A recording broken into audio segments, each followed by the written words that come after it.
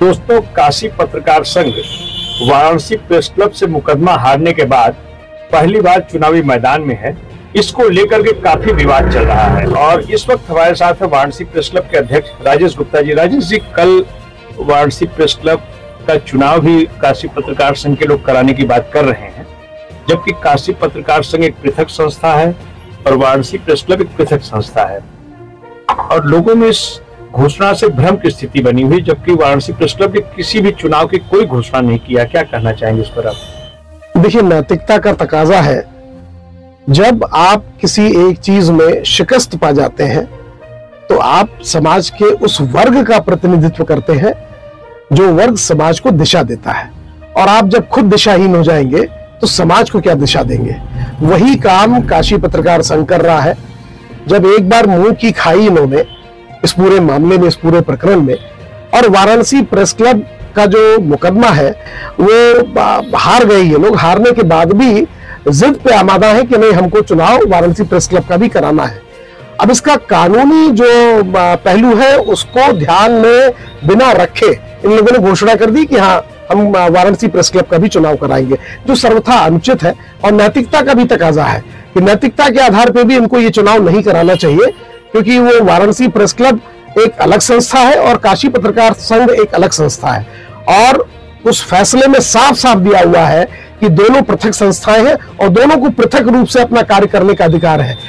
पहली संस्था काशी पत्रकार संघ, उनको अपना पृथक कार्य करने का अधिकार है। दूसरी संस्था वाराणसी प्रेस क्लब, जिसका अध्यक्ष मैं हूं और महामंत्री अशोक मिश्रा जी हैं। तो अब रह गया सवाल कि इस तरीके से दूसरे की संस्था का दुरुपयोग करना ये कहीं से तर्कसंगत नहीं है, न्याय संगत नहीं है और नैतिकता के आधार पर भी ये ठीक नहीं है। तो मेरी काशी पत्रकार संघ के लोगों से गुजारिश है कि इस तरीके का काम करके कम से कम समाज को एक संदेश न दे ऐसा कि काशी पत्रकार संघ खुद गलत कामों में जुटा हुआ है। अध्यक्ष जी, हम लोग इस पचड़े में न पड़े। काशी पत्रकार संघ के जो प्रत्याशी चुनावी मैदान में हैं, एक तो पूर्व अध्यक्ष अत्रे भारद्वाज जी हैं, दूसरे अरुण मिश्रा जी हैं, तीसरे बीबी यादव हैं और एक आपके आज अखबार के सुरेश मिश्रा जी हैं। इन चारों प्रत्याशियों की बात की जाए तो क्या लग रहा है, कैसा चुनाव कहां जा रहा है? जहां तक मुझे एक और मुद्दे पर आपका ध्यान आकृष्ट करना चाहूंगा।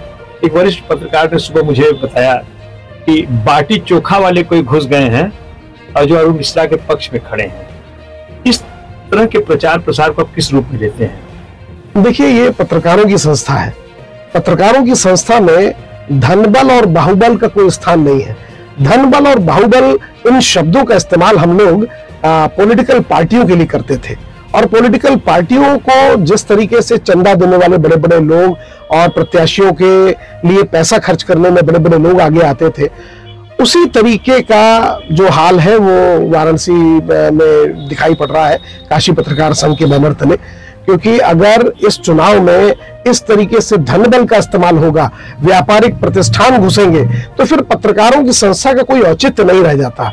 और रही गई बात कि जितने भी लोग इस समय खड़े हैं चुनाव में, वो वाराणसी प्रेस क्लब या काशी पत्रकार संघ के बैनर तले, वो सारे के सारे पत्रकार नहीं है। उनमें से इक्का दुक्का लोग ही पत्रकार होंगे और बाकी सारे व्यापारी हैं। तो फिर इनको अपना एक अमेंडमेंट सोसाइटीज में दे देना चाहिए कि हम पत्रकारिता के साथ साथ हम व्यापारिक कार्य भी करेंगे और तब उसके बाद ये चुनाव इस तरीके का कराएं तो बात समझ में आती है। लेकिन जब पत्रकारों की संस्था है, पत्रकारों की संस्था में इस तरीके का काम नहीं होना चाहिए, ये निंदनीय है। अध्यक्ष जी, जहां तक हमारी जानकारी है कि जिन्हें लोग बाटी चोखा कह रहे हैं वो विक्रांत दुबे हैं और एक प्रतिष्ठित पत्रकार IBN 7 कर रहे हैं।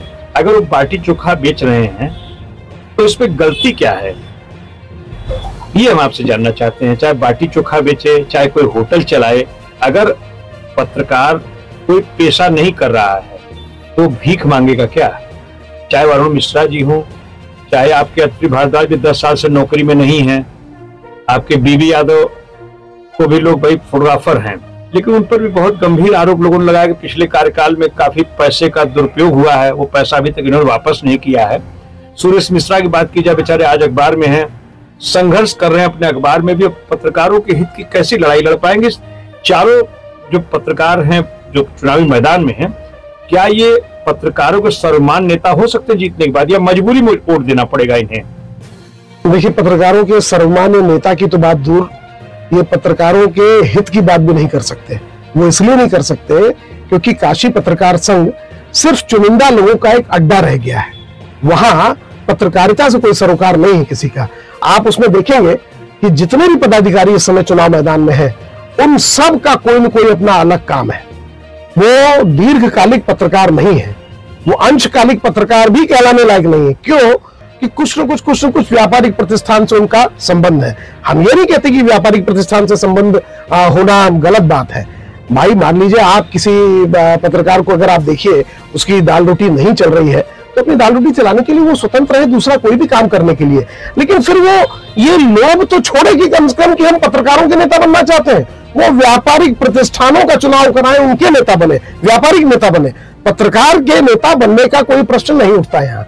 तो हमारा साफ साफ ये कहना है कि पूर्णकालिक और श्रमजीवी जो पत्रकार है उनकी संस्था अगर इस तरीके से व्यापारिक प्रतिष्ठानों का समावेश अपनी संस्था में करता है तो ये सर्वथा गलत है, और इसका जो इम्पैक्ट है, इसका जो असर है, वो निश्चित तौर पे बनारस की पत्रकारिता बिरादरी के ऊपर पड़ेगा। और ये तय है कि अगर इसी तरीके का रवैया रहा तो आने वाले दिनों में जो 50 साल 60 साल पुरानी जो एक संस्था है जिसमें कभी पंडित कमलापति त्रिपाठी, लक्ष्मी नारायण गर्दे, लक्ष्मी शंकर व्यास, मोहनलाल गुप्त भैया जी बनारसी, रामनारायण दादा, ऐसे लोग जो इस संस्था के थे, उनकी पूरी इमेज धूल धूसरित होगी। तो मेरी एक ही रिक्वेस्ट है काशी पत्रकार संघ से कि जो काम विवादास्पद है उस काम में हाथ नहीं डालें और साफ साफ अपना काशी पत्रकार संघ का चुनाव कराएं।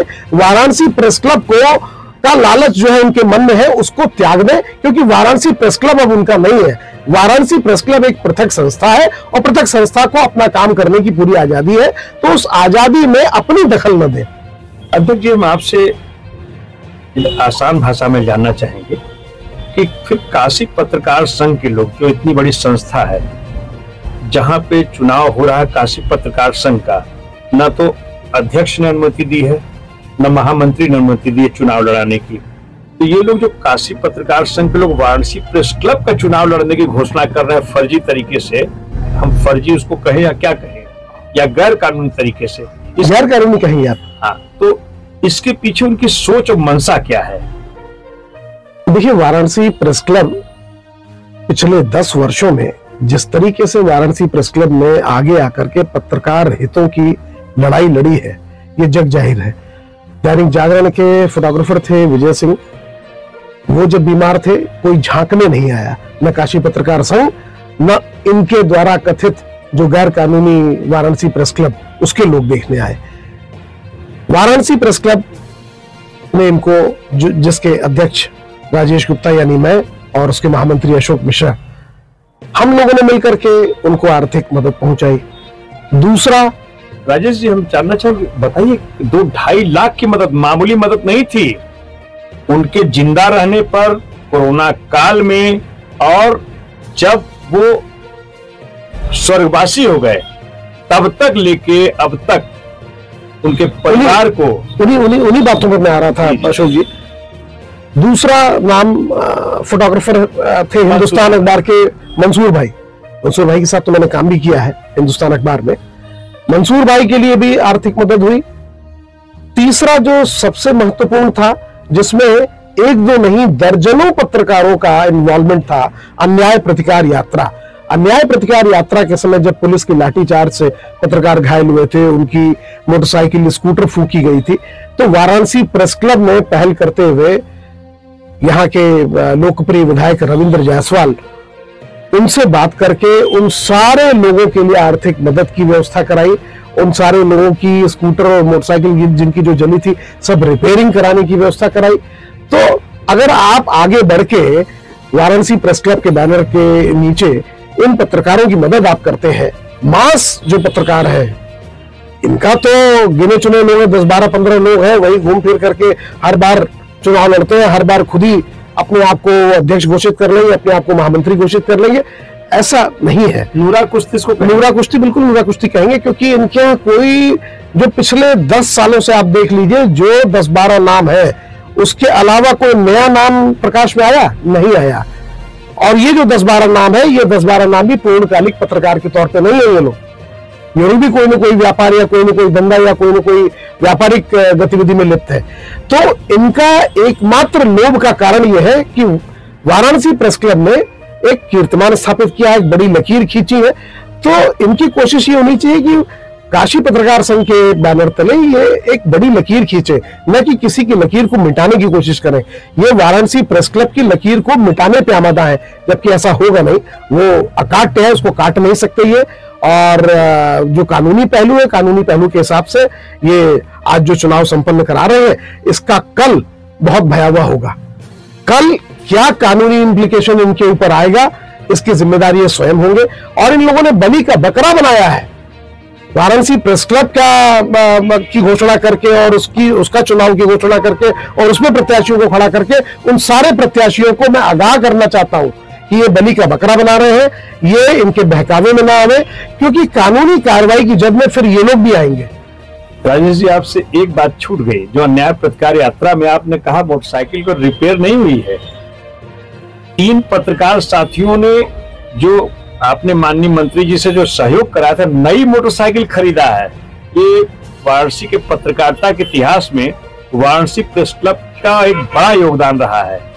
मैं क्लाउन टाइम्स के दर्शकों को बताना चाहता हूं कि हमारी लड़ाई किसी पत्रकार साथी से नहीं है। क्यों राजेश जी, आप तो इसी सहमत होंगे? निश्चित तौर पर सहमत है। लेकिन हम लोग एक सच के लिए सामने आए हैं, और जो लोग भी काशी पत्रकार संघ का चुनाव लड़ रहे हैं, उनके साथ हम लोग की शुभकामनाएं हैं। को मतदान के बाद जो भी जिस पद पर जीते, पत्रकार हितों के लिए सोचे, वाराणसी प्रेस क्लब के पचड़े में न पड़े, क्योंकि कानून के हाथ लंबे होते हैं।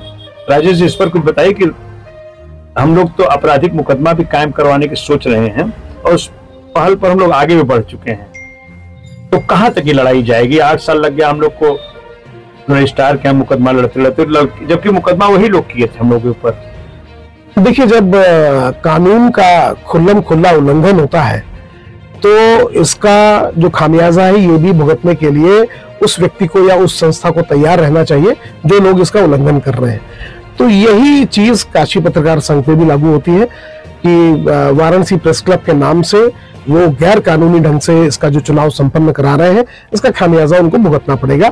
आने वाले भविष्य में इसका जो कानूनी पहलू है, उसकी जिम्मेदारी से ये मुक्त नहीं हो सकते, और उसकी जो भी कानूनी प्रावधान होंगे, उसका हम लोग उसकी पूरी प्रक्रिया पूरी करेंगे, और जो भी उसमें निर्णय आएगा वो उस समय देखा जाएगा जब जो निर्णय आएगा।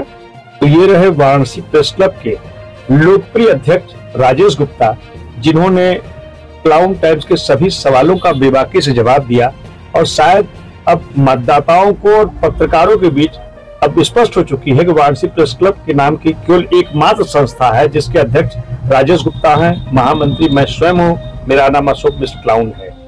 क्लाउन टाइम्स को इतना अमूल्य समय देने के लिए आपका बहुत बहुत धन्यवाद। शुक्रिया।